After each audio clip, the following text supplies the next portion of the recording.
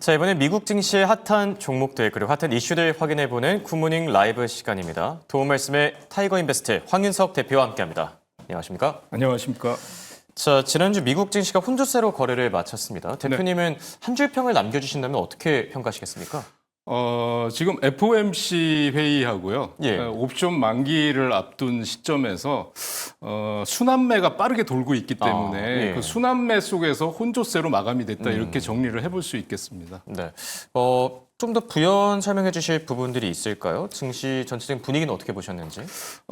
지금 이제 FOMC 회의가 이제 바로 코앞으로 다가왔잖아요. 그러니까 금리를 인하한다는 거는 뭐 전 세계 투자자들이 예. 다 알고 있는 거고요. 그렇죠. 25bp 한다는 건 알고 있는 거고, 이제 파월 의장이 기자회견에서 추가 금리 인하를 어떻게 시사를 하느냐 네. 이게 달려 있다고 보시면 될 것 같고요. 네. 또 하나는 이제 현 경제 상황에 대해서 어떻게 진단을 하느냐 이게 중요한 변수가 될 것 같습니다. 그리고 16일 날 발표하는 소매 판매 예. 지표도 FOMC 회의 전에 마지막 중요한 변수가 아닐까 이렇게 보고 있습니다. 네.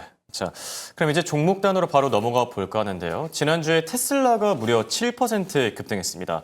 7이라는 숫자가 많이 나왔어요. 7% 급등했고 또 주가도 7개월 만에 최고치를 갈아치웠고 계속 고공행진하고 있는데 어떤 이슈들 때문이죠?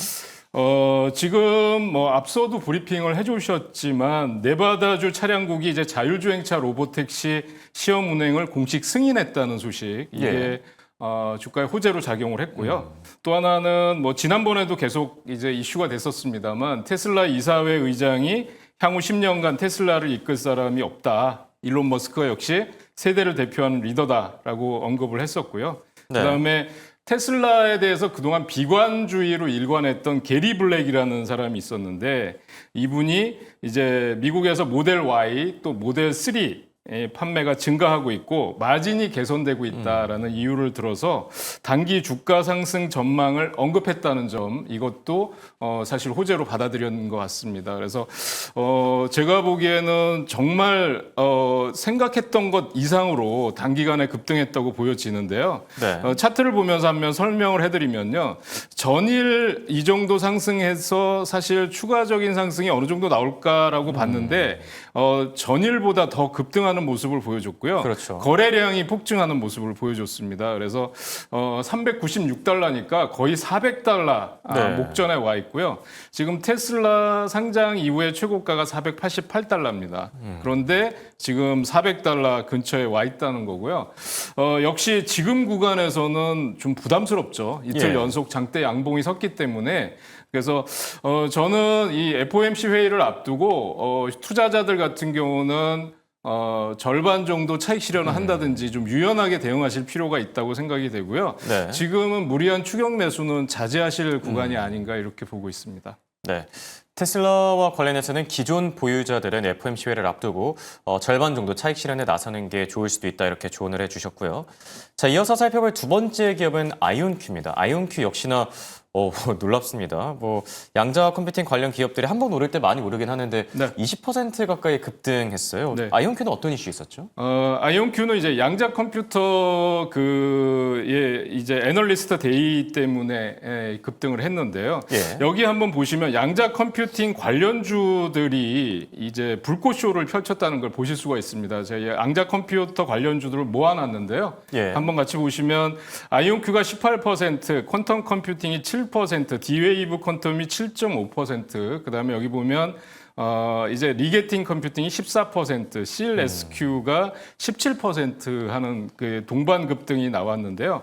보통은 이렇게 동반 급등이 나올 경우는 그러니까 한 종목이 두드러지게 강하게 간다 그러면 그 종목에 대해서 굳이 차익 실현할 필요는 없지만 예. 업종 자체가 이렇게 동반해서 급등했다 그러면 역시 이것도 어느 정도 차익 실현하는 유연한 전략이 필요하다 이렇게 말씀드릴 수 있을 것 같습니다. 애널리스트 2025 애널리스트 데이에서 지금 양자 키 분배 네트워크와 사이버 보안 분야에서 사업을 한다는 발표를 했었고요. 그다음에 향후 30년 동안 양자 컴퓨터 관련 산업에서 주도할 거다라고 선언했고 앞서도 브리핑 해주신 대로 이제 IBM보다 더 큰 영산 공간을 갖추고 있다. 그래서 5년 동안 기술력이 우위를 행사할 것이다라고 얘기를 했고요. 엔비디아를 포함해서 이제 그 AI 관련주들하고 이제 협업을 하겠다라는 것 때문에 추가 상승 여력이 있었고 그동안 또 이 아이온큐의 경우는 라이트싱크, 카펠라 이런 기업들을 인수를 했었고요. 네. 최근에 영국의 옥스포드 아이오닉스 10억 달러 인수까지 포함해서 굉장히 공격적인 인수 전략을 핀 것도 호재라고 말씀드릴 수 있겠습니다. 보시면 장대 양봉이 섰는데요. 거래량이 폭증하는 모습을 보이고 있습니다. 지금 시장에서 특징적인 게 급등하면서 거래량이 폭증하는 모습들을 네, 보이고 있어요. 그러네요. 그래서 테슬라도 이런 경우는 비슷한 흐름이고요. 네, 맞습니다. 이런 경우는 지금 일시적인 조정을 받더라도 쉽게 꺾이지는 않을 거다 이렇게 보시는 예. 게 맞고요. 지금 아이온큐 같은 경우도 56달러 지금 고점을 돌파하는 모습을 보여주고 있습니다. 사상 최고가를 돌파했는데 이제 천장을 뚫었으니까 사실 목표 주가를 예측하기는 쉽지 않습니다만 이제 양자 컴퓨터의 기술력을 감안할 때 조정이 크지는 않을 것이다. 그다음에 기간 조정을 거친 다음에 다시 추가 상승이 나올 수 있다 이렇게 보셔야 될 것 같고 그중에서는 역시 양자컴 관련주들 중에서는 대장주인 아이온큐를 집중하시는 게 좋은 전략이다 이렇게 말씀드릴 수 있겠습니다. 네, 맞습니다. 이런 섹터 같은 경우에는 뭐 여러 기업들이 있지만 그 가운데서 대장주를 공략하는 게 좀 좋은 방법이지 않을까 생각이 들고요. 자, 그리고 세 번째 기업으로 로켓랩을 준비해 주셨는데 로켓랩도 주가를 보니까 대단합니다. 제가 로켓랩이 50달러를 언제 마지막으로 넘겼는지 찾아보니까 한 지난 7월 정도더라고요. 그러니까 2개월 만에 최고치를 결국 다시 한번 갈아치운 건데 로켓랩은 어떻게 보고 계시죠? 그러니까 우주 개발 관련주 중에서 사실 깨놓고 얘기하면 스페이스X가 기술력이나 여러 가지 면에서 앞서 있는 건 부정하기 어렵습니다. 그런데 이제 일론 머스크와 트럼프 대통령의 사이가 틀어지고 나서 사실 로켓랩 같은 경우는 상당히 더 부각이 되고 있어요. 기술 기업으로. 그래서 그동안 미 국방부 산하의 국방 고등 연구 기획국하고 블랙잭 위성 프로젝트를 관련해서 참여가 있다고 발표가 됐고요. 로켓랩의 기술력이 계속해서 인정을 받고 있다. 그다음에 상업적인 용도뿐만 아니라 국방 분야에서도 인정을 받고 있고 향후 수익 개선 기대가 높아졌다는 평가를 받으면서 평균 거래량이 뭐 5배 이상 급증하는 모습을 보여줬습니다. 그래서 아까도 말씀드렸지만 거래량이 폭발하면서 강력한 상승이 나오는 그런 흐름들이 나타나고 있다 이렇게 말씀드릴 수 있겠고요. 그래서 지금 같은 경우에 보면 이 우주 개발 관련주들도 역시 동반 강세를 보이는 경향이 있었어요. 인투이티브 머신스라든지 레드와이어 같은 종목들이 동반 상승을 했는데 한번 이 경우도 한번 살펴보도록 하겠습니다. 같이 동반 상승을 했는데요. 어떤 정도까지 상승을 했는지 여기 보시면 로켓랩이 10%, 인투이티브 머신스가 3%, 그다음에 레드와이어가 2%대 상승이니까 역시 이 중에서도 보면 대장주는 로켓랩이라고 말씀드릴 수가 있을 것 같아요. 그래서 대장주로 집중하시는 전략이 좋아 보인다라는 거고요. 일봉 차트상으로 보면 로켓랩은 그동안 기간 조정을 충분히 받았습니다. 그리고 그 이유가 뭐냐면 역시 스페이스X의 우주 발사선 성공과 실패 여부에 상당히 민감한 반응을 보였었어요. 그런데 이제 주봉상으로 보면 확실하게 양봉 전환을 하는 모습을 보여줬고요. 월봉상으로도 이제 신고가 돌파를 하고 있는 흐름이 보여지고 있습니다. 그래서 역시 이 종목도 신고가 돌파를 한 상태에서 지금 그 목표 주가를 예측하기는 쉽지 않지만 그래도 추가 상승 여력이 있기 때문에 짧은 조정 이후에 추가 상승 가능성이 높아 보인다 이렇게 말씀드릴 수 있겠습니다. 네. 자, 그리고 마지막 기업으로 워너브로스 디스커버리를 준비해 주셨는데 오랜만에 들고 와 주신 것 같아요.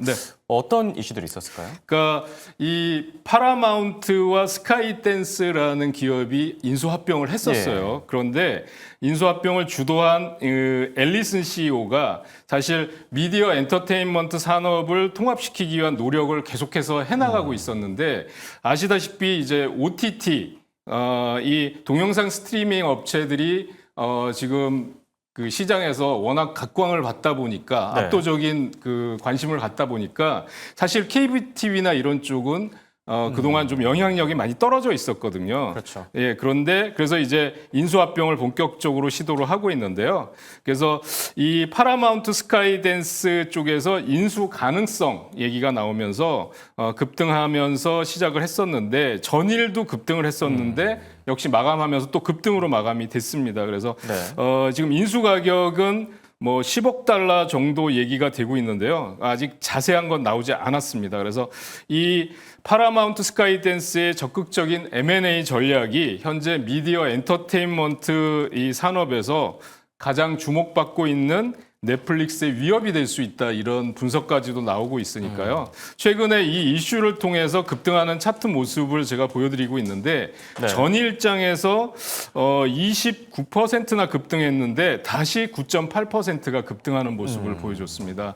주봉상으로 보면 장대 양봉이 쓰면서 지금 상장 이후 최고가까지는 아직 27.5달러니까지 좀 남아 있습니다만, 이제 이 이슈가 이제 거의 이제 마감이 되는 시점에서는 무리한 추격 매수보다는 이젠 차익 실현 관점에서 대응하신 전략이 좋아 보인다, 이렇게 말씀드릴 수 있겠습니다.